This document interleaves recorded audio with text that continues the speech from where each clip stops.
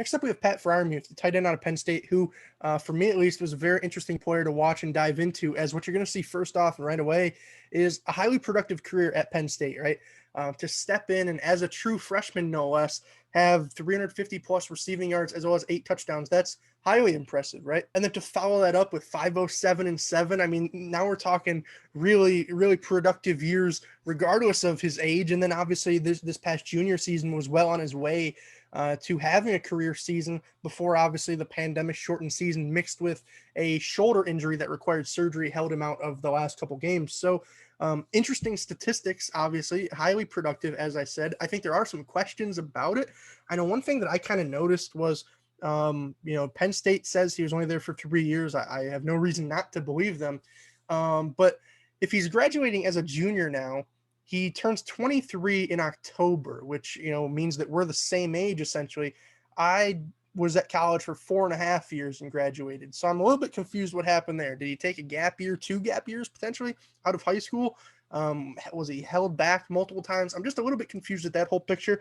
Obviously, I'd love to have access to some of the interviews and whatnot to find out just what went on there.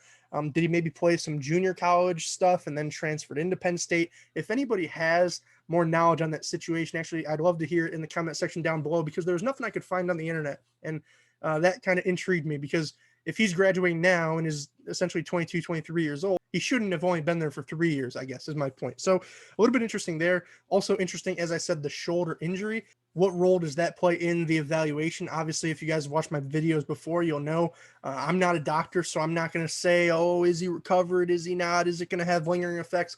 I have no idea, right? So that's not going to be included in my evaluation, but it is certainly something to look out for, as it did hold him out of all the pro day testing, right? Didn't bench, didn't run, didn't do those things. Did do some receiving drills on the field, so that's obviously a good sign that he's well into his sort of rehab process. But I still think there are some questions that need to be answered there. Maybe not even so much by the football people, right? But again, just by the interviews, by the medicals, by the stuff that I don't necessarily have access to. So I'm just going off of what I saw on film. So as we hop right in with Pat, one thing that I'll say is he can do a little bit of everything pretty well. But with that being said, I don't know if there's any one thing that he necessarily excels at. I mean, obviously, it's kind of tough because we just got done doing Kyle Pitts, who, if you haven't seen that video, click the link above my head. But, we were talking 18s, 19s, 20s, 14s, 15s, 9s, and 10s in almost all of these categories, at least as a receiver, whereas I do think that Pat is a couple steps back, right? So first off then, in terms of route running, as I mentioned in the Pitts video, probably shouldn't have called it that. It's more so just your ability to create consistent separation. So sort of half of that is just on the physical athletic side, I guess you should say, in terms of speed, quickness, acceleration, right? Are you just able to flat pull away from those linebackers, safeties, corners, etc.?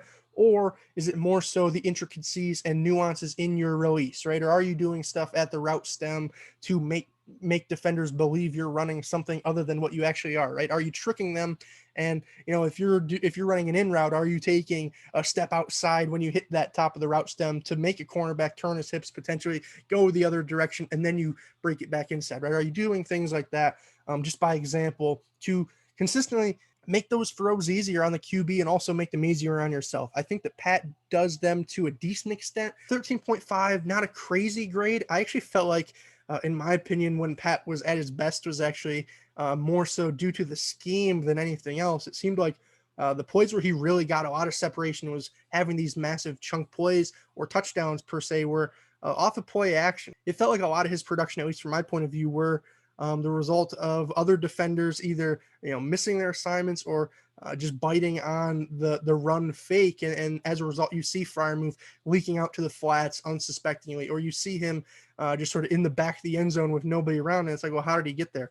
Sort of Robert Tonyan like. I don't know if anybody here is a Packers fan or watched the Packers play a lot last season, but kind of in that mode for me, where if you just go by raw separation numbers, Tonyan had a ton. He was leading the league for all tight ends, I believe, last time I checked, but it wasn't necessarily what he was doing, right? And that's why I'm a little bit hesitant to give him a 14, 15, 16 in this area when the defenders at the next level are, even bigger, faster, and stronger, right? If Pat's struggling, in my opinion, on a play-to-play basis to create space there, how's he going to do it against those guys, right? That's why 13.5, maybe a little bit lower than most, but at least for me, that's sort of my reasoning. Next up, in terms of run blocking, I felt like he was generally solid to a point, right? That's not really why we're drafting him to be a run blocker, but I think he can do it better than some of the more so receiving centric tight ends. That's why 11.75.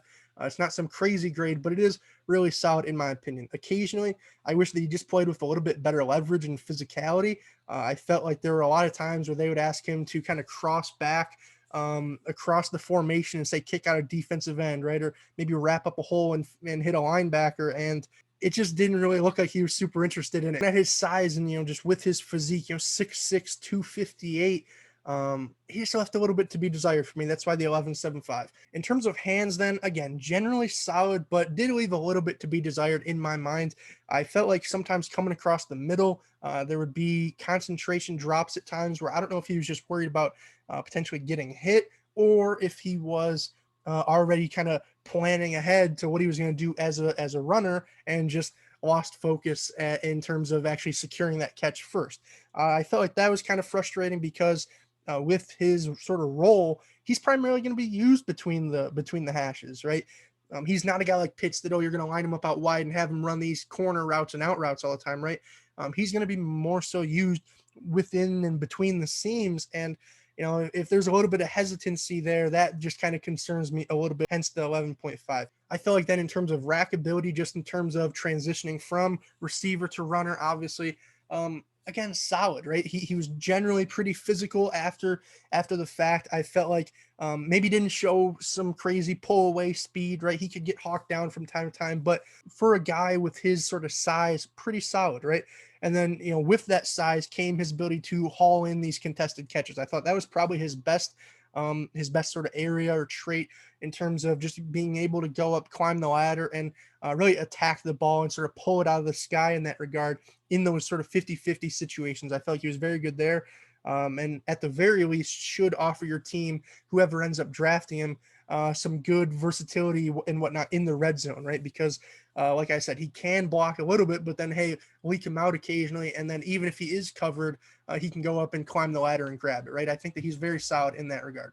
Next, in terms of his strength and physicality, this is an interesting grade because, I talked about the contested catches, right? His ability to pull the ball down in those 50-50 scenarios. Well, I wish that he attacked run blocking and trying to dig guys out at the line of scrimmage with that same intensity. He just doesn't. So I gave him a 7 because as a receiver, I felt like, yeah, he's pretty physical. As a runner after the fact, he's generally pretty physical. But man, when he's trying to take on these ends and linebackers and sometimes even safeties, it just felt like, as I said, he really had no interest in doing it. And that's sort of the reason for the 7 out of 10. I felt like if he really worked to improve as a run blocker and just had more interest in it even, I felt like that strength and physicality grade could have been much higher. Considering what he did show as a receiver and, just kind of with his frame, right? It was almost Jimmy Graham like in that regard where, loves catching the ball, but hey, you want to ask him to block? Well, we'll see, and I just don't really like that out of my tight end personally. So I couldn't give him a 9, 10 out of 10 in that regard. I had to dock him some points because, there's no reason that you should be getting driven back into a hole by a will linebacker, by example, when you have 30 to 40 pounds on them, right? I just need to see more want to in that regard. And that's sort of the toughness side of things and the physicality, I suppose. But I just felt like he could have been better there. In terms of balance and body control, then an interesting category for Freiermuth because, you look at how I graded it with, say, Kyle Pitts. He's a guy who is able to go out there and have these beautiful toe tap catches on the sidelines or make plays in the back of the end zone and just get his feet in bounds or have these diving circus-like plays. Well, with a guy like Pat, who's primarily going to be used between the hashes, I don't think body control in that regard is necessarily as important as so the balance is as a run blocker. And in that regard, I just didn't really like it. Again, it felt like he was just sort of running in with no real base, right? With no real power angles in his legs. He wasn't activating his lower body a lot of times. And many times that resulted in him just kind of getting dumped on his face in that regard because again, these are linebackers and safeties and sometimes D linemen that are trained to get you out of the way. And if you're just going to try and come block them straight up, they're going to push and pull you and, you're going to be picking rubber pellets out of your face mask, right? And it just felt like Pat was doing that a little bit too much. for my liking. And lastly, in terms of just size and catch radius, it's tough to get much better than 6'6", 6'5", right in that range. And like I said, 258, as well as, given that size, the athleticism that he showed on film. I wish we had the pro day numbers to kind of back it up, but I gave him a 4 out of 5, which I think is pretty fair given what he showed on film. So overall came out to a 72.75. Put that on the big board where, obviously add in the position premium. And overall that landed him so far as my highest graded player, technically in round 3. Obviously, those sort of rounds are just estimates. I would just say kind of generally middle of day 2, right? That's where I would put him. Some people have said and suggested that he should go late day 1 or early day 2. I don't really know about all that personally. I just didn't think that the strengths in his game were strong enough to warrant such a high selection. I feel like if he was just flat better at getting open on a more consistent basis, then I could see it, right? But there's only so much sort of consistency you can have when it comes to winning those 50-50 balls, right? That's why I have it weighed to where separation's worth 20 points and going up and winning those contested catches are only worth 10, right? Because one is a significantly more sustainable way to haul in receptions. And Pat happens to be a guy who's a little bit better at the one that I weigh a little bit less, right? So if you obviously have a separate, a different grading criteria, and if you think a catch is a catch, so contested should be worth just as much as, the ones where you're wide open and getting wide open, then maybe you'll grade him higher, right? I totally understand that. As well as if you're a team who doesn't care about run blocking in your tight ends, then maybe you'll grade him higher in that regard. But for me, again, when it's just a general universal tight end evaluation, it's tough for me to ignore such a large facet of the game. So I think a 74.93 is pretty fair. I think that, maybe I'm not as high on him as you are, but I still think he's a really good player. Do I think he'll be a top 5 tight end at any point? No, not particularly. I mean, obviously he technically could be, right? Anybody on this board could be the next great player at their respective position. But just from a probability standpoint, in my eyes, I think there's too much to work on in terms of both phases of the game, right?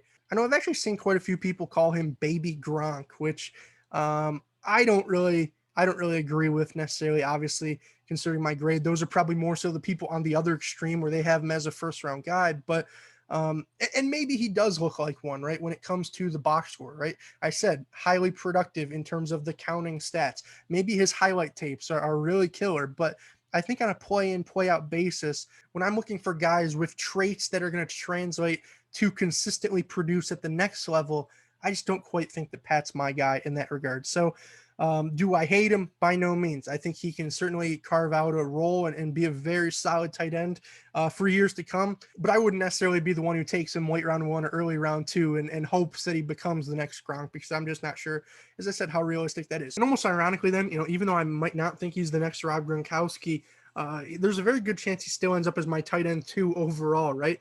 I know some people, that might be the reason they're pushing him so high up on boards, because it would seem weird to have Kyle Pitts go in the top 10 and have no tight end selected till round 3, by example. But that very well might be the case on my board just by the time things are said and done. I know probably not going to get to a ton of tight ends in that regard. One subscriber did request Tommy Tremble, who I'm most certainly going to try and knock out next. But otherwise, I don't know if I'm going to have time to get to the Brevin Jordans and Hunter Longs and those sort of guys before the draft. So unless you guys request them in the comment section down below, I might end up doubling back to them afterwards. But I do think that there's a pretty decent chance that I have Pat as my tight end 2, albeit a 3rd round grade. That being said, obviously, make sure you guys, if you did enjoy this video today, leave a thumbs up, leave a comment in the comment section down below. Even if you don't like the video, right? Tell me why. Do you think that Freiermuth is going to be a top tight end? Should he be a round 1, round 2 guy? And if so, why? At least on my scale, right? You could say my scale's trash. That's entirely fine. But looking through this sort of lens,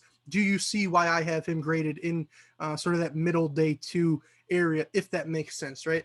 I know if you think that the tight end position needs to be 50% off of his height, then yeah, sure, you'll have him graded as a first rounder every time. But personally, that's just not what I'm really looking for, especially when it comes to the traits and whatnot, as I said, that are sustainably going to produce at the next level. So with that being said, love to hear your thoughts down below. And if you'd love to hear more of my thoughts about other prospects, make sure you hit that subscribe button so that way you're constantly in the loop of my most recent uploads. Going to try and pump out as many of these videos as I can for you guys. I know I'm doing a batch of 9 of them today, so apologies if these are a little bit shorter than usual. I'm just trying to, like I said, get as many guys graded and out to you as possible. So with that being said, that's all I have for you guys in this one. I'm mic'd up, now I'm mic'ing out. Peace, guys.